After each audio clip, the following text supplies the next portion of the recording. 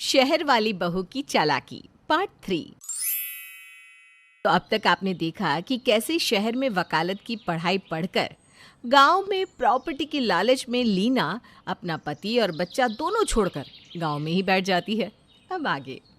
लीना तो डरती थी कि हम कहीं उसका हक ना खा जाए, लेकिन अब वही वो काम कर रही है। हमारा हक क्यों खा रही है? कानूनी प्रक्रिया करिए जी, एक वकील लगा दीजिए, सब अकल ठिकाने आ जाएगी। बात तो श्वेता भाभी ठीक ही कर रही है भैया। शादी को इतने साल हो गए, मुन्ना से भी उसे लगावनी है। मुझे तो वो देखने भी नहीं आई कि मैं कैसा हूँ, शहर में क्या खा रहा हूँ, कैसे रह रहा हूँ। बहुत तो ठीक है, माना हम लोगों का मकसद उसे घर से निकालना नहीं है, लेकिन उसे सबक सिखाना ज़रूरी है और उसे उसी की भाषा में समझाना होगा, यानी कि कानूनी केस करके। लेकिन ये ठीक रहेगा क्या? किसी दूसरे वकील को घर का भेद देना ठीक नहीं है, और फिर वकील के खर्चे।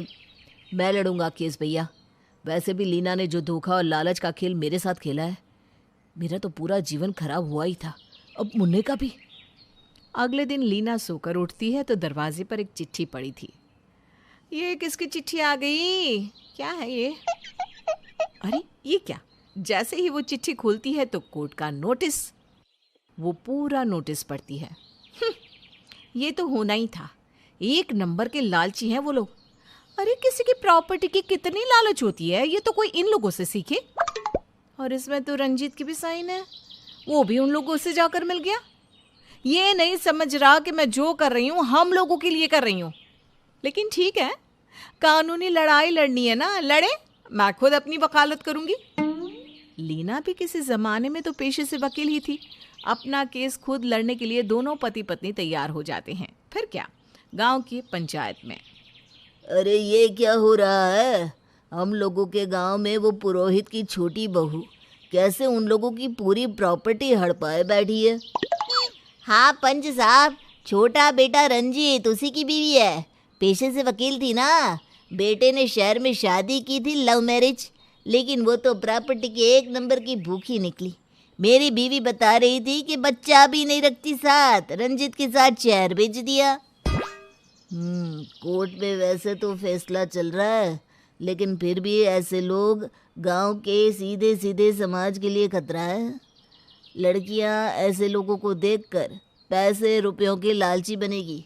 पंच फैसला देता है कि उसके घर आज से कोई गांव का नहीं जाएगा, ना ही कोई उससे वास्ता रखेगा। जिसने पति और बच्चे के बारे में कभी नहीं सोचा, वो गांव के भले के बारे में क्या ही सोचेगी।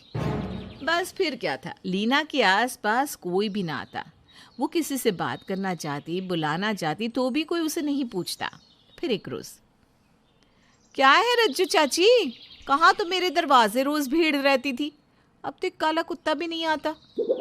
नहीं आएगा, पंच ने ऐलान कर दिया है, पुरोहित के घर के पास ना कोई जाएगा, ना कोई इसकी बहू से बात करेगा।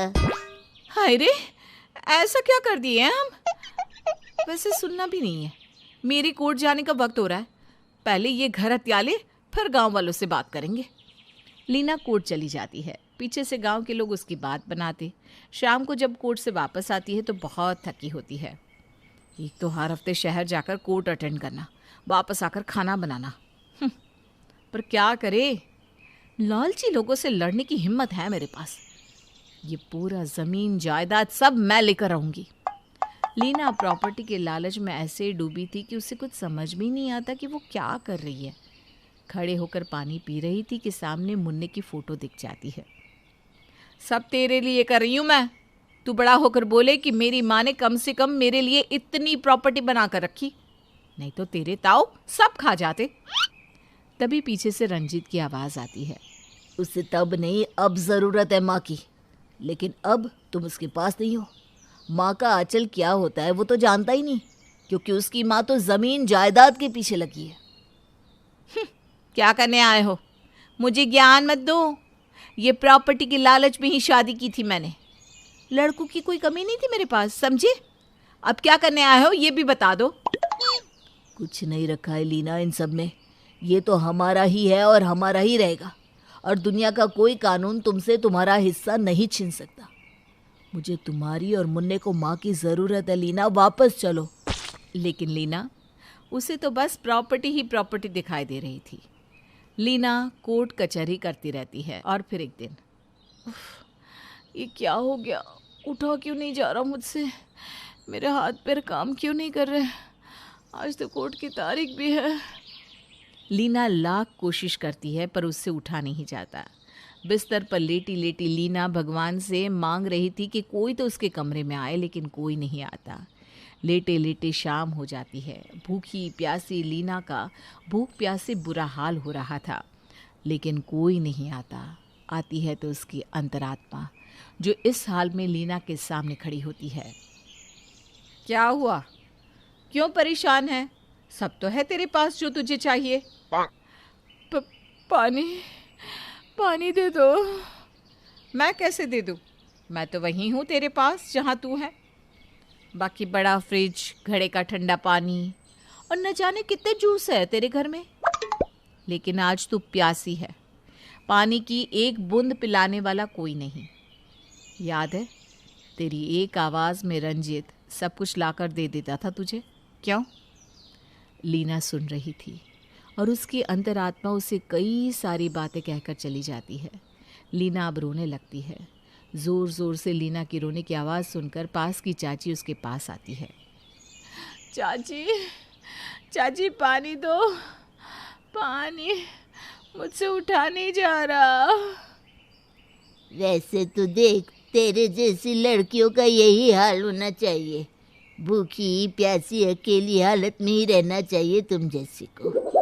लेकिन फिर भी मैं तो इंसानियत नहीं छोड़ सकती। चाची लीना को पानी देती है, डॉक्टर के पास ले जाती है और उसे दवा पानी करती है। सेवा से लीना ठीक हो जाती है। ठीक होने के बाद, चाची कोर्ट पे जा रही हूँ, आपने मेरी इतनी मदद की, मैं ये कभी नहीं भूल सकती। लीना को कोर्ट जाता देख चाची बोल पड़ती है, ये कभी नहीं सुधरेगी।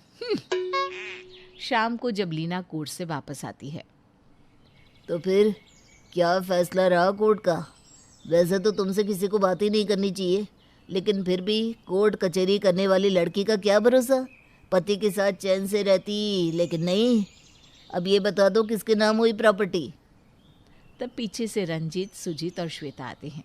पंच जी, ये हम चारों की ही है। लीना से गलती हो गई, उसे इसकी गलती का एहसास है और उसने माफ़ी मांगकर केस वापस ले लिया है और अब हम लीना को वापस ले जाने आए हैं। ये कैसे हो गया? पंच जी, पैसा रुपया सब धरा रह जाना है, लेकिन जो जाना है वो आपकी अच्छाइयाँ, प्यार के रिश्ते, आपके अपने। मुझसे गलती हो गई, लेकिन अब मैं शहर जा रही हूँ अपने पति और बच्चे के साथ रहने।